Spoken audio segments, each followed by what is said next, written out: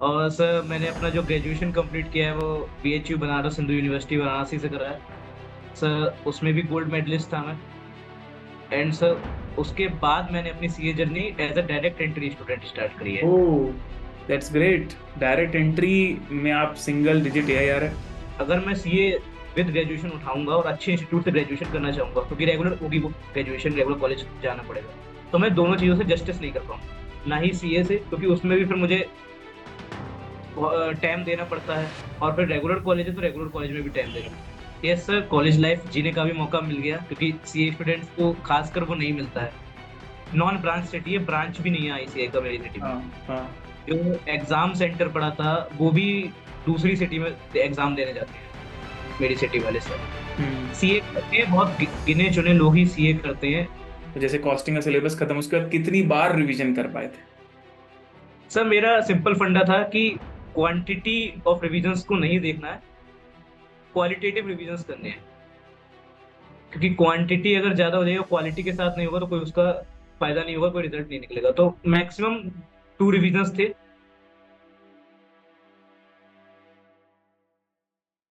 Hello everyone, welcome to ultimate CA YouTube channel. आप सभी का बहुत बहुत स्वागत है। और मुझे बताते हुए बहुत खुशी हो रही है कि हमारे साथ जो आज ज्वाइन किए, हमारे साथ जो इस इंटरव्यू में आ चुके हैं, वो कोई ऐसी वैसी हस्ती नहीं भाई। He is single digit AIR ranker. Yes, you heard right. Kushagra Vaishya. He is from Budaun UP and scored all India rank 6 in CA intermediate May 2024। और कॉस्टिंग में इनके 88 मार्क्स आए हैं। तो सबसे पहले तो entire ultimate team, all of these students are congratulating you Kushagra. Congratulations for this result. Thank you sir, thank you so much. तो कुशाग्र, आप हमारे साथ यहाँ पर आए हैं तो क्योंकि आपने कॉस्टिंग मेरे डिटेल्ड रेगुलर बैच से किया था, तो हम लोग एक जनरल एक्सपीरियंस भी आपका जानेंगे एज अ रैंकर। कुछ टिप्स आपसे लेने की कोशिश करेंगे और कॉस्टिंग स्पेसिफिक कुछ ऐसी गाइडेंस की बातें भी डिस्कस करेंगे जो आपके क्लासेस का एक्सपीरियंस रहा, और जो और बच्चे हमसे क्लासेस कर रहे हैं उनको क्या चीज़ें ध्यान रखनी चाहिए, what are the good things they should keep in mind, और क्या आखिरी तक उनको करना चाहिए। बट इन सब चीज़ों को शुरू करने से पहले यार, पहले आपके बारे में थोड़ा जानना चाहेंगे। तो मैं चाहता हूँ आप थोड़ा अपना इंट्रो दें। इंट्रो में मिनिमम ये चीज़ें ज़रूर बताएं कि आपके घर में कौन कौन है, और आप जो है कहाँ से बिलोंग करते हो, और अ, आपने जो ऑल इंडिया रैंक जो आपका आया, तो घर में कैसा माहौल था, थोड़ा पर्सनल चीज़ें बताइए। Over to you. सर मेरा नाम कुशाग वैश्य, सर मैं बदायूं यूपी से हेल करता हूँ। सर मैंने अपनी स्कूलिंग वगैरह सब बदायूं से ही करी है। और सर मैंने अपना जो ग्रेजुएशन कंप्लीट किया है वो बीएचयू बनारस हिंदू यूनिवर्सिटी वाराणसी से करा है। सर उसमें भी गोल्ड मेडलिस्ट था मैं। एंड सर उसके बाद मैंने अपनी CA journey as a direct entry student start करी है। Oh, that's great. Direct entry में आप सिंगल डिजिट एआईआर है। It's very great. Yes. So yes BCom complete करने के बाद आप आए, तो थोड़ा फैमिली के बारे में बताइए अपने। सर, मैं मेरे घर में मैं हूँ, मदर हैं, फादर हैं, और मेरे चाचा हैं। हम 4 लोगों की फैमिली है। पापा जो है वो अकाउंटेंट हैं, मम्मी जो है वो टीचर है स्कूल में। ओके। ओके। तो पापा ने ही आपको मोटिवेट किया था क्या सीए करने के सर वो समझ सकते हैं जीन्स में था, लिए? लेकिन प्लान मेरा ही था शुरू से। ओके। तो पहले मैं ये जानना चाहूंगा, क्योंकि आपकी जर्नी अलग है ना, तो वो चीज़ सुन के बहुत अच्छा लगा कि क्या आपका बहुत पहले से डिसाइडेड था ट्वेल्थ के बाद आप सीए करोगे, या फिर आप बीएचयू में जब थे और बीएचयू में आप ग्रेजुएशन करते करते आपने सोचा कि मैं ग्रेजुएशन करने के बाद सीए करूंगा। ये जो आपकी अलग जर्नी है ना, ट्वेल्थ के बाद ना होकर ग्रेजुएशन के बाद, इसके बारे में थोड़ा जानना चाहूंगा। सर शुरू से ही प्लान था सीए करने का, 11 12 से ही, जब कॉमर्स चूज करी थी स्ट्रीम। हम्म। बट पापा का जो ड्रीम था कि जो ग्रेजुएशन में करूँ एक अपने अच्छे इंस्टीट्यूट, बेस्ट इंस्टीट्यूट से करूँ। और जब वो था तो मेरा जो प्लान था कि अगर मैं सीए विद ग्रेजुएशन उठाऊंगा और अच्छे इंस्टीट्यूट से ग्रेजुएशन करना चाहूंगा क्योंकि रेगुलर होगी वो ग्रेजुएशन, रेगुलर कॉलेज जाना पड़ेगा, तो मैं दोनों चीजों से जस्टिस नहीं कर पाऊंगा, ना ही सीए से क्योंकि उसमें भी फिर मुझे टाइम देना पड़ता है, और फिर रेगुलर कॉलेज है तो रेगुलर कॉलेज में भी टाइम देना पड़ता है, दोनों चीजों जस्टिस नहीं हो पाएगा। इसलिए मैंने सोचा कि पहले मैं अपना ग्रेजुएशन कंप्लीट करता हूँ, after then CA direct entry route से स्टार्ट करूंगा। ओके। तो एक टफ क्वेश्चन, आपने सीए को डिले किया 3 साल for the good institute graduation, was it worth it? Sir worth it AIR आने के बाद तो लग रहा है, ओके, कि आप, क्योंकि या प्रिपरेशन सर फ्री माइंडेड में कर पाया। मतलब कोई प्रेशर नहीं था कि कहीं से भी, केवल पूरा डेडिकेशन सीए कोर्स को था मेरा, जो 9 मंथ्स का था। कोई अ, भी मतलब आप कह सकते हैं कोई भी डिस्ट्रैक्शन नहीं था। केवल केवल सीए की स्टडी पीरियड में सीए का ही पढ़ा, तो उस वजह से थोड़ा माइंड भी जो है प्रेशर कम रहा। ओवरलैपिंग नहीं हुई बिल्कुल भी? Yes sir. और बीएचयू का आपका जो एक्सपीरियंस था, मतलब वहां की क्या लर्निंग्स थी और क्या वो लर्निंग सीए में भी हेल्प करी आपको? सर मेन तो कोर्स का करिकुलम, क्योंकि अच्छे इंस्टीट्यूट का जो बीकॉम का कोर्स का करिकुलम होता है वो सीए के लिए मेनली बेस तो बना देता है। हम्म। अगर अच्छे से जस्टिस करके बीकॉम को पढ़ा जाए तो सीए का जो कोर्स का कंटेंट है उसका बेसिक्स पता चल जाता है। तो जो हम्म। ट्रांजिशन था from BCom to CA intermediate वो थोड़ा स्मूथ रहा।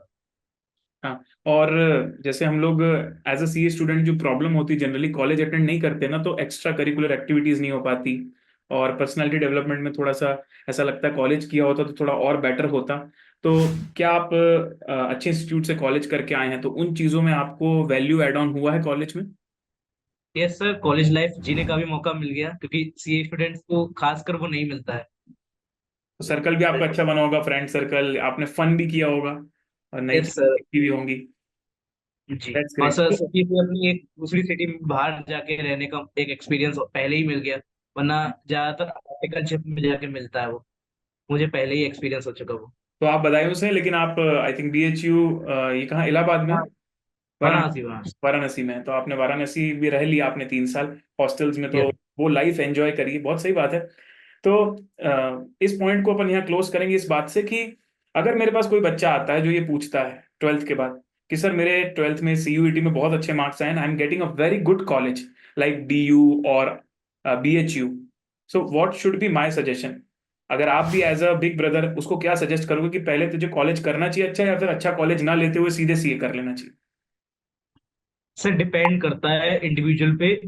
अगर कॉलेज अच्छा मिल रहा है तो कॉलेज को लेना ही चाहिए, वो तो अच्छा। कोई उसमें सोचने की बात ही नहीं है। बट सीए परस्यू करना चाहिए साथ साथ, वो इंडिविजुअल के ऊपर डिपेंड करता है। वो प्रेशर वो हैंडल कर सकता है, क्योंकि अच्छा कॉलेज है तो रेगुलर होगा उसमें, वो तो परेशानी होगी होगी, क्योंकि बैलेंस करना पड़ेगा कॉलेज भी, फिर उसके बाद सीए की स्टडीज, हेक्टिक शेड्यूल हो जाएगा। तो वो इंडिविजुअल इंडिविजुअल डिपेंड करेगा। Got it, got it, thank you so much. तो ये बहुत अच्छा पॉइंट हमारा डिस्कस हुआ, और ये यूनिकनेस थी इस इंटरव्यू की, क्योंकि जनरली डायरेक्ट एंट्री में रैंकर्स बहुत कम देखने को मिले हैं यूजुअली। अब दूसरी बात मैं जानना चाहूंगा यार कि अ, आपने ग्रेजुएशन के बाद डायरेक्ट एंट्री में आप आए और आपने सीधे सीए इंटरमीडिएट लेवल की पढ़ाई करी, तो उस समय जब आप कोई भी सब्जेक्ट उठाते थे, तो क्या आपको कभी ऐसा डाउट आता था कि अरे यार मैंने सीए फाउंडेशन नहीं किया, तो कहीं ऐसा तो नहीं कि मुझे समझ में नहीं आएगा आएगा, या फिर कुछ और माइंडसेट था आपका? नहीं सर, ऐसा कभी नहीं हुआ, क्योंकि मैंने जो बीकॉम करा उससे, मतलब मैंने रेगुलर बीकॉम करा, क्लासेस अच्छे से ली बीकॉम्स की भी, तो वहां से बेस जो है वो अच्छा बन गया। वहाँ फैकल्टीज भी अच्छे होंगे, स्कॉलर्स भी यस। अच्छे होंगे, राइट? क्योंकि अच्छी यूनिवर्सिटी थी तो वहां से बेस अच्छा बना, तो वो बेस की वजह से ही जो ट्रांजिशन था वो स्मूथ हो चुका। स्मूथ रहा, स्मूथ रहा, राइट राइट, बिल्कुल सही बात है। चलिए अब एक बात जानते हैं कि जब आपका रिजल्ट आया था, तो वो पल कैसा था कि आपने रिजल्ट किसके साथ देखा, और पेरेंट्स आपके साथ थे नहीं थे, आपने उनको कैसे बताया, उनका क्या रिएक्शन था? Your reaction, parents reaction, over to you. Sir result तो अकेले ही देखा था, पेरेंट्स अपनी अपनी जॉब्स पे गए थे। मम्मी अच्छा। टीचर है, अपनी जॉब पे गई थी, पापा अपनी जॉब पे गए थे। अ, एकदम मेरा ऐसा नहीं था कि मैं रैंक के लिए मैंने प्रिपरेशन करा था। मेरा ये था कि मुझे फर्स्ट अटेम्प्ट में अच्छे मार्क्स से 400 प्लस 450 के आसपास इंटरमीडिएट क्लियर करना है, फर्स्ट अटेम्प्ट में क्लियर करना है, क्योंकि मैंने थोड़ा लेट भी स्टार्ट किया। हम्म। बट उस दिन रिजल्ट आया, पता नहीं क्या मेरे दिमाग में आया, मैंने रिजल्ट चेक करने से पहले मेरिट लिस्ट चेक करी, जबकि मेरा कोई टारगेट कभी नहीं था कि रैंक लाऊंगा। मेरिट लिस्ट चेक करी, AIR 6 513 आउट ऑफ 600, रिजल्ट ही नहीं देखा सर मैंने, शाम में देखा है, फिर उसके बाद इंडिविजुअल मार्क्स क्या है। सेलिब्रेशन चला कि AIR 6 आ गई है, इंडिविजुअल मार्क्स का देखा जाएगा। हम्म। Right right.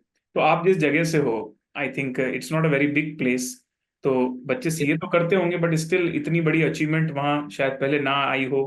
तो वहाँ पे क्या, मतलब आपके उस जगह का भी क्या माहौल है, लोगों को पता है वहाँ पे सबको पेपर में चीजें आई थी, या उसके बारे में भी थोड़ा बताइए।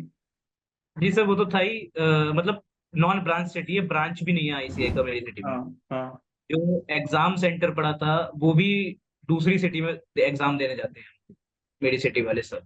हम्म। सीए करते हैं बहुत गिने चुने लोग ही सीए करते हैं, मतलब गिने जा सकते हैं उंगलियों पे कि इतने लोग सीए कर रहे हैं। तो फीलिंग अच्छी थी, लोग आ रहे थे, रोज न किसी न किसी का फोन आ रहा है, कोई ना कोई मिलने आ रहा है, जो रिलेटिव्स हैं, फ्रेंड्स हैं। जूनियर्स हैं। Yes sir. और अखबार में आया था क्या? सर अखबार में मेरा तो नहीं आया था, पता नहीं क्यों, लेकिन जिन्होंने सीए कंप्लीट किया उनका आया। अच्छा, जिनका मतलब सीए फाइनल निकला। हाँ नहीं ठीक है भाई, अच्छा है, दैट्स ओके। प्रेशर बन जाता है, सीए बनने के बाद आए तो ज्यादा अच्छा है। Yes sir. ठीक है, चलो बहुत अच्छी बात है। चलिए अब आते हैं हम लोग यार थोड़ा सा टॉपिक पे आते हैं, कॉस्टिंग पे आते हैं।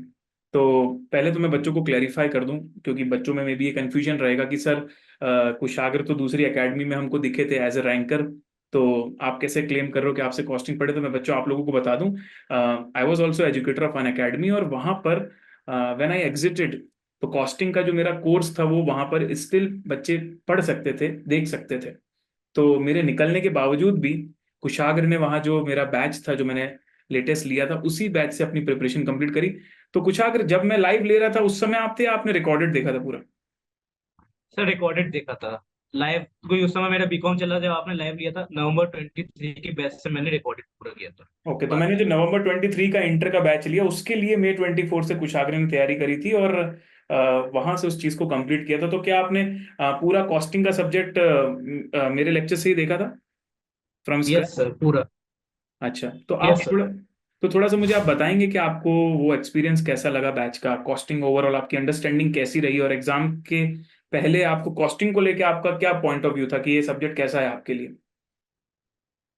सर स्टार्ट में सर जब थोड़ा मुश्किल लग रहा था, मेनली मुझे जो मटेरियल कॉस्टिंग है, लेबर है, ओवरहेड, उसमें इतना मुश्किल नहीं लगा स्टार्टिंग में भी।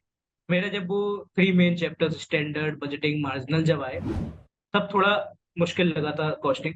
हम्म लेकिन फिर काफी प्रैक्टिस करी उन क्वेश्चंस की। RTP MTP 2018 में से लेकर के अभी तक के जितने भी RTP MTP थे, सब मैंने दो दो बार लगाए, अलॉन्ग विद स्टडी मटेरियल के जो इंपॉर्टेंट क्वेश्चंस आप बताते थे क्लासेस के दौरान। हम्म तो उससे जो है प्रैक्टिस अच्छी हो गई, इसलिए कॉन्फिडेंस बन गया था लास्ट तक उस सब्जेक्ट। हम्म। और आपने YouTube में जो, जैसे मैं रिवीजन वीडियोस लेता हूँ, आरटीपी सेशंस एक्सेट्रा लेता हूँ, तो ऐसे किसी वीडियो का आपने यूज किया था क्या? सर RTP लेटेस्ट में 24 वाले सेशंस का लिया था, क्योंकि रिविजन्स तो मैंने किसी भी सब्जेक्ट के नहीं देखे थे। आपने सब सेल्फ ही किया था? यस सर, सेल्फ किया था, रेगुलर क्लासेस फिर उसके बाद सेल्फ स्टडी। ओके। और अगर जैसे जनरली लोग बहुत इंटरेस्टेड रहते हैं काउंट जानने में, तो जैसे कॉस्टिंग का सिलेबस खत्म उसके बाद कितनी बार रिवीजन कर पाए थे? सर मेरा सिंपल फंडा था कि क्वांटिटी ऑफ रिविजन्स को नहीं देखना है, क्वालिटेटिव रिविजन्स करने हैं। क्योंकि क्वांटिटी अगर ज्यादा हो जाएगी, क्वालिटी के साथ नहीं होगा, तो कोई उसका फायदा नहीं होगा, कोई रिजल्ट नहीं निकलेगा। तो मैक्सिमम 2 रिविजन्स थे। वो भी रिविजन्स में मेरा ये नहीं था कि मैं सारे क्वेश्चंस कर रहा हूँ, इंपॉर्टेंट RTP MTP रिविजन्स में ये क्वेश्चंस होते थे। हम्म। समझ गया मैं। तो फर्स्ट रिवीजन जो आपका होगा वो डिटेल वाला होगा, यस सर। जिसमें आपने लगभग सारी चीजें करी होंगी। तो जो 1.5 डेज होता है कि भाई 1.5 डेज में क्या क्या पढ़ूंगा, इसके लिए आप पहले से सोच के चल रहे थे कि मैं कुछ शॉर्ट लिस्टिंग कर लूं कि ये करूंगा? क्या किया था आपने उसके लिए? मैंने 1.5 डे का हर सब्जेक्ट के लिए स्ट्रेटेजी बना के रखा था कि किस चैप्टर को कितना वेटेज ICI देता है, उसके हिसाब से मैंने उसको आवर्स के हिसाब से वेटेज डिवाइड कर रखा था कि 1.5 डेज में मुझे कितने आवर्स मिलेंगे रिवीजन करने के लिए। उस रिवीजन आवर्स मैंने जैसे जो स्टैंडर्ड है उनको 2 आवर्स देना है, मार्जिनल को 2 देना है, ऐसे करके डिवाइड कर रखा था उसी टाइम पीरियड में केवल। क्योंकि फिर वो टाइम बाउंड हो जाता है, तो वो टाइम बाउंड ही था, 2 घंटा हो गया, स्टैंडर्ड रिवाइज हो गया, आगे नहीं बढ़ा मैं स्टैंडर्ड को लेके, खत्म। Very nice. उसी में एमटीपीस कर लिए इंपॉर्टेंट, कुछ इस बार आरटीपी एमटीपीस में अच्छे जो न्यू पॉइंट्स आए थे वो कर लिए, जो स्टडी मटेरियल के क्वेश्चंस थे उसके अच्छे पॉइंट्स थे वो सारे करे थे मेनली, और बाकी बेसिकली कुछ आपके फॉर्मूला। पास जैसे 1.5 दिन में 2 घंटा मिला, तो 2 घंटे में आपको पता था कि यार क्या क्या चीजें थोड़ी अलग अलग पॉइंट्स वाली हैं, तो रिपीटेटिव भी आपने कुछ नहीं किया, लेकिन कवर भी आपने ऊपर ऊपर से सब कर लिया, क्योंकि लिख कर तो यस ऑब्वियसली हम लास्ट 1.5 दिन में नहीं कर पाते। तो डेफिनेटली आपने ऊपर से पॉइंट्स देखे होंगे। बट ये आपने शॉर्ट लिस्टिंग टिक करके रखी हुई थी, या कहीं लिख कर रखा था कि मैं कौन कौन से क्वेश्चन देख लूंगा, या माइंड में था ऑलरेडी? सर, जब सेकंड रिवीजन करा था तब मैंने स्टिकी नोट्स हर चैप्टर के ऊपर लगा रखे थे कि लास्ट डे एमटीपी से कौन सा क्वेश्चन उठाना है, आरटीपी से कौन सा क्वेश्चन उठाना है, या पीवाईक्यू का कौन सा क्वेश्चन उठाना है, तो वो कैटेगराइज पहले से कर लिया था। बहुत अच्छे, क्योंकि ये चीज होती है, अपन 6 6 सब्जेक्ट मैनेज कर रहे हैं, तो इट्स नॉट पॉसिबल कि हमको याद रहेगा कि उसका वो वाला एमटीबी इंपॉर्टेंट था। तो जब भी आप लोग यस सर। रिवीजन, या आई थिंक मतलब फर्स्ट या सेकंड रिवीजन कर रहे हो, उस समय अगर आपको लगता है कि यार ये चीज मुझे पढ़ के जानी पड़ेगी आखिरी 1.5 दिन में, तो उसी समय लिख कर रख लो, सो दैट आपको बाद में ढूंढने में टाइम बेसिकली वेस्ट ना हो। बहुत अच्छी बात है। तो कुशाग्र, अब मैं ना आपसे 2 टिप्स लूंगा। एक टिप्स मैं लूंगा उनके लिए, क्योंकि देखो क्या होता है जब रैंकर्स का इंटरव्यू होता है ना, और जब हम ये बताते हैं कि यू आर गोल्ड मेडलिस्ट, और 12th में भी ऑब्वियसली आपके अच्छे आए होंगे, कितने परसेंट आए थे आपके? सर 92 थे, ट्वेल्थ में, टेंथ में भी 93 थे। 92 थे। तो क्या होता है ना कि बहुत सारे लोग कहते हैं कि हमारे लिए रिलेटेबल नहीं है, बिकॉज जो पहले से टॉपर्स या गुड स्कोरर्स होते हैं, फिर बच्चों को ऐसा लगता है कि यार उनका तो टैलेंट ही है, वो बिल्कुल सही बात है, उनका टैलेंट ही है। लेकिन बहुत सारे बच्चे ऐसे भी होते हैं जो आप ही की कैटेगरी के हैं, बट स्टिल ना वो कई बार समझ नहीं पाते कि उनको किस पाथ में जाना है। तो पहले आप उन बच्चों के लिए जो ऑलरेडी हमेशा से टॉपर्स रहे हैं, उनको पहले आप एक 1 लाइन में गाइडेंस दे दीजिए कि अगर उनको रैंक लानी है तो उनको क्या करना चाहिए। तो इम्पोर्टेंट है सर प्लानिंग, स्टार्टिंग से ही प्लानिंग करके चलना पड़ेगा कि कब तक मुझे अपना कोर्स कंप्लीट करना है। जैसे मेरा कॉस्टिंग का था कि क्योंकि मुझे पहले से ही हो गया था कि मुझे रिकॉर्डेड लेना है, मेरा पहले से ही था रिकॉर्डेड बैच स्टार्ट करना है, तो मुझे सितंबर अक्टूबर तक कॉस्टिंग कंप्लीट करना था, ओके। ताकि जब ग्रुप टू में स्टार्ट करूं, क्योंकि अब भले ही इस बार ग्रुप टू में पहुंच गया था लेकिन कॉस्टिंग, लेकिन जब ग्रुप टू स्टार्ट करूं तो जो, क्योंकि टैक्स था वो भी 2 सब्जेक्ट्स हैं, जीएसटी एंड इनकम टैक्स, तो वो प्रेशर ज्यादा क्लासेस का ना हो। मेरा शुरू से प्लान था कि पर डे मुझे इतने आवर्स की क्लास लेनी है, इतने आवर्स सेल्फ स्टडी करनी है, इस पॉइंट ऑफ टाइम तक मुझे अपनी सारी रेगुलर क्लासेस खत्म करनी है इस मंथ तक। उसके बाद कितने दिन मुझे रिवीजन करना है, कितने दिन फर्स्ट रिवीजन चलेगा, कितने टाइम सेकंड चलेगा, फिर किस किस डे, मैंने लास्ट 40 डेज में एक शेड्यूल बना लिया था किस किस डे मुझे मॉक टेस्ट देना है। पहले से ही एक जो डेट शीट आईसीआई निकालता है, मैंने अपनी एक date sheet, mock date sheet बना दी थी, ताकि वो प्रेशर बने कि इस दिन एग्जाम है। तो वो बनाया सर मैंने, हर सब्जेक्ट के इवेल्युएटेड टेस्ट सीरीज दी, दो मिनिमम दो, ताकि जो प्रेजेंटेशन है, टाइम मैनेजमेंट है, वो सब पता चल जाता है। तो वही सब प्लानिंग इंपॉर्टेंट है, उस प्लानिंग को कंसिस्टेंसी फॉलो भी करना है कंसिस्टेंटली। कभी कभी ये आपकी नहीं है मीटिंग में ऐसा भी लगता होगा कि आपने जो प्लान किया वैसा नहीं हो रहा है, तो फिर आप क्या करते थे? सर, एक आध दिन होता है कि नहीं हो पाता है, लेकिन प्रेशर नहीं लेने का है कोई उसका, क्योंकि टाइम है, लोगों को लगता है कि टाइम बहुत कम है, 9 मंथ से सफिशियंट है इस सिलेबस के लिए। बिल्कुल तो सही बात। अगर नहीं, नहीं हो पाता है तो नेक्स्ट डे करेंगे, लेकिन नेक्स्ट एक दिन दो दिन से ज्यादा उसको डिले नहीं करेंगे। वो अगर एक दिन नहीं हो पाया तो अगले दिन करके उसको फिनिश करना है, लेकिन उस काम को ज्यादा प्रोकास्टिनेट कर देंगे तो वो नहीं फिर होगा। प्लानिंग बिगड़ जाएगी। तो शुरू से कंसिस्टेंसी रखना भी एक बहुत बड़ा की है, कि शुरू से आप अपने तरीके से प्लानिंग, ऐसा नहीं कि अभी जो चल रहा है चल रहा है, बाद में सोचूंगा क्या करना है। शुरू से अपनी प्लानिंग अपने हिसाब से रखो। और आई थिंक आपने अपने तरीके से सिलेबस को एनालाइज करके अपनी स्ट्रेटजी बनाई, right? Yes rather sir. Then की एक जेनरिक स्ट्रेटजी में फॉलो करूंगा वीडियोस देख के, जो कि होना भी नहीं चाहिए। और मुझे कुछ कुछ चीजें आपकी ना सुन के बहुत, मतलब मेरा फाइनल का जर्नी याद आ गया, बिकॉज मेरा एक अप्रोच होता था कि मैं जानबूझ के अपने आप को प्रेशर देता था। लाइक मैंने सारे mock test paper CA ICI के उसमें जाके दी, ब्रांच में। तो क्या था, उनका जो मॉक टेस्ट का डेट आया था ना, उसके एक दिन पहले मैं ऐसे पढ़ता था जैसे कल पेपर ही है, मुझे पास होना ही पड़ेगा। और क्या होता है उस समय जो रिवीजन होता है ना, कि कल पेपर है, उसका अलग ही स्पीड होता है। आई तो थिंक यू स्पीड वो मस्ट। अलग बनता है। तो उसमें वो चीजों को पढ़ने की स्पीड आ जाती है, और वो एक एक देखा जाए तो मॉक प्रिपरेशन हो जाती है कि एग्जाम के एक दिन पहले क्या माहौल रहेगा एक्चुअल में जब पेपर आएंगे उसका। तो बहुत बढ़िया चीज बताई आपने, बिल्कुल होना चाहिए। अब दूसरा सवाल आपसे, एक ओवरऑल सारे बच्चों के लिए, ठीक है। अ, भाई आपके फ्रेंड सर्कल भी रहा होगा, दूसरे लोग भी रहे होंगे, ठीक है, तो आपने और भी सीए स्टूडेंट्स का एक्सपीरियंस देखा होगा, दूसरे रैंकर्स मीट में भी आप गए होगे, तो दूसरे लोगों से भी बात करी होगी, तो आपको एक मैं जनरल गाइडेंस चाहता हूँ उन बच्चों के लिए जिनकी ग्रेस्पिंग थोड़ी कम होती है। तो क्या आपको ऐसा लगता है कि, क्योंकि देखो जैसे मैं ना एवरेज था, मतलब मैं टॉपर नहीं था 11th 12th 10th में, पर मैं कंसिस्टेंसी की वजह से जो है लगभग ऐसे स्कोर में आता था जो रैंकर से 20-25 नंबर पीछे होता था, फिर मेरी रैंक कभी नहीं आई, बट मैं अच्छे नंबर से क्लियर करता था। पर मुझे ऐसा लगता था कि उसमें बहुत हैवी टैलेंट, या ऐसा नहीं है कि मैं बहुत ज्यादा पढ़ाई कर रहा हूँ, पर एक शुरू से लेकर आखिरी तक कंसिस्टेंट प्लानिंग रखता था। तो आप भी कुछ ऐसी बात बताइए उन बच्चों को जो अपने आप को थोड़ा एवरेज बोलते हैं, उनको क्या ध्यान रखना चाहिए कि वो एक बार में क्लियर कर पाए बोथ रो। सर मेन तो सर कंसिस्टेंसी है, C for chartered accountancy and C for consistency. Sir consistency तो इस कोर्स में इंपॉर्टेंट है। और दूसरा से प्रेशर नहीं लेना चाहिए कि फर्स्ट अटेम्प्ट में ही निकालना है, क्योंकि अगर प्रेशर ले लेंगे ना फर्स्ट अटेम्प्ट में ही निकालना है तो हो सकता है बाई चांस ना निकले। हम्म।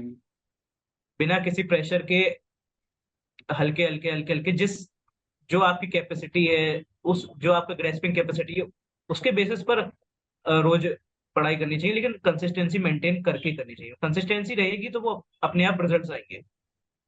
सही बात है, आपकी कंसिस्टेंसी को बोलते हो। और जब हम, मुझे ऐसा पूरा भरोसा है कि आपने की जो पूरी इंटर की जर्नी होगी, आपने उसमें आपका मेजोरिटी शेड्यूल जो होगा दिन का वो पढ़ाई में जाता होगा, क्लासेस सेल्फ, और जब क्लासेस खत्म होगी तो only self. But yes sir. इसके अलावा अपने आप को मतलब मूविंग रखने के लिए, अपना मोमेंटम बरकरार रखने के लिए आप कोई और दूसरी चीजें किया करते थे, फैमिली के साथ टाइम स्पेंड, या आपकी कोई हॉबी, या स्पोर्ट्स, या अपनी हेल्थ का कोई ध्यान, कोई ऐसी चीज जो आपके शेड्यूल में अदर देन स्टडीज होता हो। सर फैमिली के टाइम टाइम स्पेंड करना सर जरूरी है, क्योंकि माइंड रिफ्रेश हो जाता है। मैंने पूरा बीच में वर्ल्ड कप पढ़ा था, पूरा वर्ल्ड कप फॉलो किया। ऐसा नहीं था कि केवल पढ़ाई पढ़ाई, क्योंकि माइंड रिफ्रेश करना जरूरी है, वो इम्पोर्टेंट हो जाता है। रात और मेनली प्रॉपर स्लीप भी, की 6 से 7 घंटे की रोज की जो स्लीप कर होती थी वो मैं लेता था। कभी मैंने स्लीप को कॉम्प्रोमाइज नहीं करा, यहाँ तक कि जो एग्जाम के डेज थे जो 15 दिन थे उसमें भी नहीं। वाह। तो उससे जो है एनर्जी रिजुविनेट हो जाती थी, तो अच्छा लगता था फिर। आई थिंक अगर प्रेशर कभी। शुरू से ही हम दूसरी चीजों में डिस्ट्रैक्ट नहीं होंगे, अपना टाइम वेस्ट नहीं करेंगे, तो आई थिंक लास्ट में एग्जाम के फेज में आपको ना ये सब करना भी नहीं पड़ता कि आप 2 ही घंटे सो के पढ़ लोगे और ये सब चीजें, क्योंकि आप शुरू से अपना टाइम वेस्ट नहीं कर रहे हो ना। शुरू में इंसान अगर 3-4 घंटे पढ़ रहा है, सेल्फ स्टडी कुछ नहीं कर रहा है, तो बाद में ये माहौल आता है कि उसको ये सब करना पड़ता है, और वो उससे फायदा कुछ होता नहीं है। तो इट इज बेटर कि शुरू से ही हम लोग नॉर्मल रखें, अपने आप को कंटिन्यूस रखें। और ये जो 6-7 घंटे की स्लीप है सब कुछ जरूरी है, क्योंकि आपको परफॉर्म करना है यार 3 घंटे में, तो आपका माइंड, आपका बॉडी सब सपोर्ट करना चाहिए उस 3 घंटे में भी, राइट एवरीवन। तो आई थिंक ये सारी कीज हैं, और बच्चों आप लोगों को भी बहुत कुछ सीखने मिला होगा। तो कमेंट बॉक्स में जरूर बताइएगा कि what was your learning from this session. And with this will again congratulate Kushagra, all the very best for your articleship journey. बहुत अच्छा लगा कुशाग्र आपसे बात करके, और बड़ा इंस्पायरिंग लगा आपका जर्नी, और थोड़ा यूनिक जर्नी था। और जो बच्चे अच्छे कॉलेज से पढ़ रहे होते हैं उनको भी मैं, कभी अगर मुझे जाके कोई ऐसी दिक्कत आई कि बच्चों को कुछ गाइडेंस चाहिए, तो आई मे कॉन्टेक्ट यू फॉर दिस, कि कॉलेज के बाद अगर वापस शुरू करते हैं सीए तो कैसे उस सिचुएशन को अच्छे से डील आउट करना है। Thank you so much again, congratulation to you and your parents as well. All the best. Thank you so much sir, thank you.